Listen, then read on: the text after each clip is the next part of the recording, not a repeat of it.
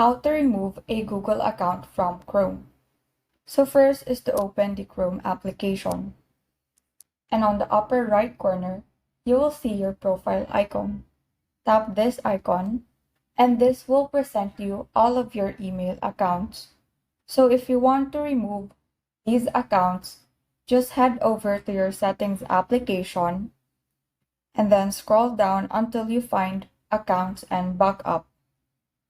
Now select Manage Accounts, and from here, you will find all of your accounts which are presented in the Chrome application. So just tap on the account that you want to remove, and then tap the Remove Account button.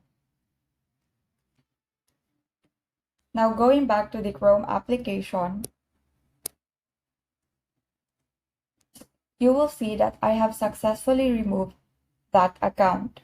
So by removing an account, you will not see this account in your phone, but you can still use that account in other devices. However, when you delete an account, you can no longer access this in any of the devices. And that is all. Thank you and have a great day.